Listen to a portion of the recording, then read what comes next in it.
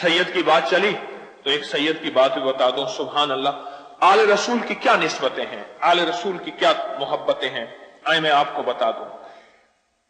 फजल बिन रबी कहते हैं कि उस वक्त के बादशाह ने मुझे खसूसी अपनी दरबार में बुलाया, फजल बिन रबी, और मुझसे बड़े गुस्से में थे, तलवार लहरा रहे थे बहुत ज्यादा, और तलवार को बार बार उनकी चमक से मेरी आंखें चुंधा रही थी।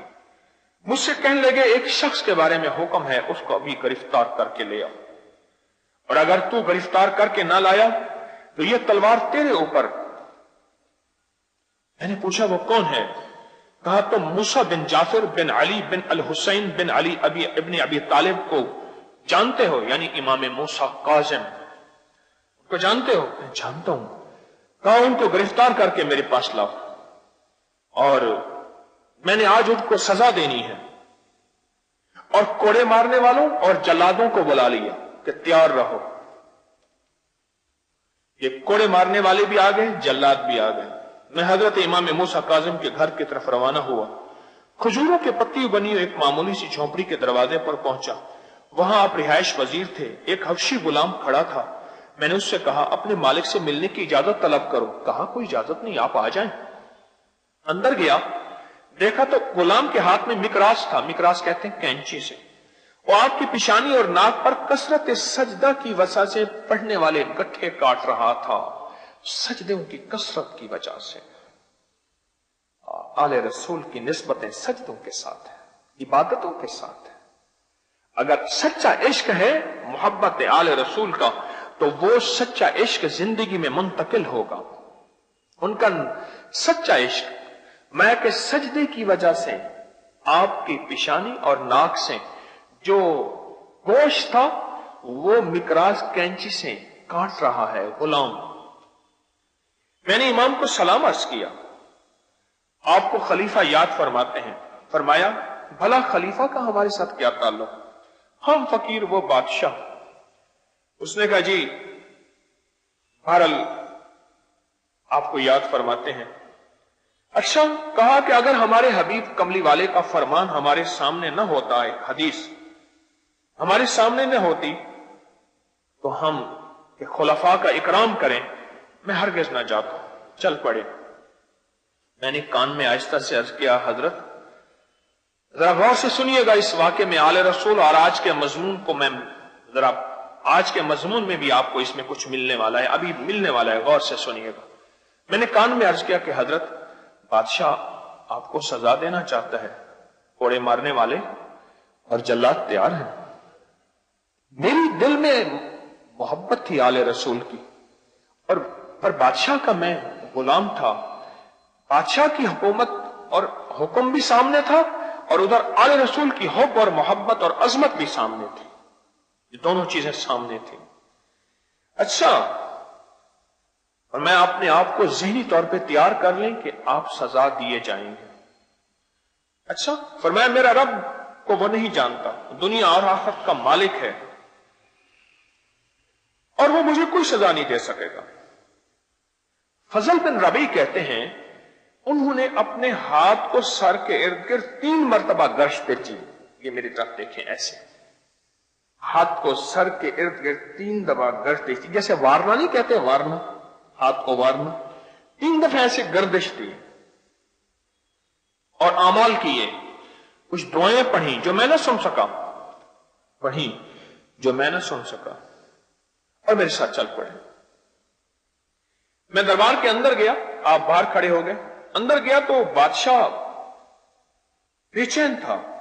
मुझसे कहा, फजल तुम हजरत इमाम मूसा काजिम को लाए हो रहमुल्लाह ताला अलैह, अल्लाहुम्मा सल्ली अला मुहम्मद व आले मुहम्मद, लाए हो? मैंने कहा, जी हां, मैं लाया हूं।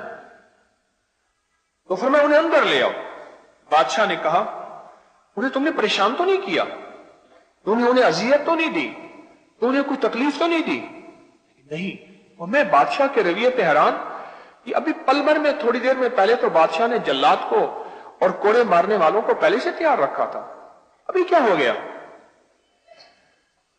नहीं, मैं नाराज हुआ, ना अजियत दी। कहा, अच्छा, मैंने अपने नफ्स पर काबू पा लिया है, میں نے ان کی سزا کو معاف کر دی ہے اور اپنے غصے پہ قابو پا لیا ہے، انہیں اندر لاؤ۔ میں اندر لایا تو بادشاہ نے بڑھ کے اب شیخ کا استقبال کیا، گلے لگایا اور اپنے ساتھ بٹھایا اور کہا میری مسند کے وارث بھی آپ ہیں، میری مال و دولت کے وارث بھی آپ ہیں، میری اقتدار کے وارث بھی آپ ہیں، میری دنیا کے وارث بھی آپ ہیں، میری آخرت کے وارث بھی آپ ہیں۔ فضل بن ربیع کہنے لگے میں حیران، یہ کیا ہو گیا پل بھر میں آنن فانن، یہ کیا ہو گیا؟ تو کہا کہ پھر انہیں اپنی مسند میں بٹھایا، ملاقات ہوئی اور پھر آخر میں جاتے جاتے ایک قیمتی صندوقچہ لایا گیا۔ صندوقچہ لایا تو اس نے اپنے ہاتھ سے اسے امام کے حوالے کیا اور پوشاکیں دی، دینار سے بھری ہوئی تھیلیاں دی، اور امام نے فرمایا، شیخ نے فرمایا اگر اشراف نفس کے بغیر ہدیہ لینے کا حکم نہ ہوتا تو میں کبھی وصول نہ کرتا۔ اس میں بھی ایک بڑا راز ہے، یعنی وہ ہدیہ جس میں میرے اندر کی چاہت نہیں تھی، مجھے تو پتا تھا میں جا رہا ہوں، جلاد بھی انتظار میں ہے، کوڑے مارنے والا بھی انتظار میں ہے، میری توقع کے خلاف تھا کہ مجھے اتنا ہدیہ ملے گا۔ جو ہدیہ نفس کی طلب، اندر کی طلب کے بغیر ملے اسے کہتے ہیں اشراف نفس کے بغیر، جس میں نفس کا تمنا نہیں تھا۔ مثلا آپ میرے پاس ہیں، میں پیر ہوں، میں کہوں یہ مرید میرے پاس آ رہا، مال لائے گا، ہدیہ لائے گا، چیزیں لائے گا۔ ایک درویش کے پاس ایک بندہ آیا، ہدیہ لے کے آیا، یہ واقعہ ذہن نشین رکھیے گا۔ آیا، حضرت نے اس سے ہدیہ لیا، فرمایا میں نہیں لیتا، حضرت میرا ہدیہ تو آپ قبول کرتے ہیں ہر دفعہ، کسی کا کرے نہ کرے میرا تو۔ فرمایا اس دفعہ تو آیا تھا تو میرے دل میں خیال آیا تھا، یہ ہدیہ لایا تھا، میرے دل میں طمع آ گیا تھا، اب یہ میں ہدیہ نہیں لینا چاہتا کیونکہ اس میں اب طمع آ گیا ہے، طمع میں برکت نہیں ہوتی، طمع میں برکت نہیں ہوتی۔ اچھا وہ چلا گیا، اچھا حضرت ٹھیک ہے میں واپس لے کے جا رہا ہوں، تھوڑی دیر کے بعد آیا، کہنے لگا اب قبول فرما لے۔ میں نے تو منع نہیں کیا، پر میں حضرت نے اب تو آپ نے ذہن میں کر لیا تھا نا کہ چلا گیا، اب تو وہ طمع چلا گیا۔ قبول کرانے والے جن کے اندر طلب ہوتی ہے، تڑپ ہوتی ہے، وہ اس طرح بھی قبول کرا لیتے ہیں اپنے ہدیے کو، اور قبول کرانے پہ سعادت سمجھتے ہیں۔ میں حضرت میرے جانے کے بعد تو آپ کے دل میں آ گیا، میں چلا گیا، بس چلا گیا، اب تو آپ کے اندر وہ طمع نہیں ہے نا، میں نہیں ہے، تو میں بسم اللہ قبول فرمائے، حضرت نے بھی قبول فرما لیا۔ تو حضرت شیخ امام موسیٰ کاظم نے فرمایا میں کہ اگر میرے اندر یہ اشراف نفس نہ ہوتا تو میں کبھی ہدیہ قبول نہ کرتا۔ ہدیہ قبول کیا، میں انہیں چھوڑنے گیا، پھر محل میں واپس آیا تو میں نے بادشاہ سے پوچھا کیا ہوا؟ کہنے لگا انوکھا واقعہ ہوا، جب میں نے تمہیں بھیجا تو میں نے دیکھا کہ میرے محل کو کچھ لوگوں نے گھیرا ہوا ہے اور ان کے ہاتھوں میں نیزے ہیں، اور انہوں نے نیزے کی انیاں میرے محل کی بنیادوں میں گاڑ رکھی ہیں، اور انہوں نے مجھ سے کہا ہے اگر تو نے فرزند پیغمبر کو، تو نے نبی کے بیٹے کو، کملی والے کے بیٹے کو اگر تو نے تکلیف دی تیرے محل کو زمین میں دھسا دیں گے، اور اگر تو نے ان کے ساتھ حسن سلوک کیا ہم واپس چلے جائیں گے، اس وقت تک انتظار کریں گے۔ میں مجبور تھا ان کے ساتھ حسن سلوک کرنے میں۔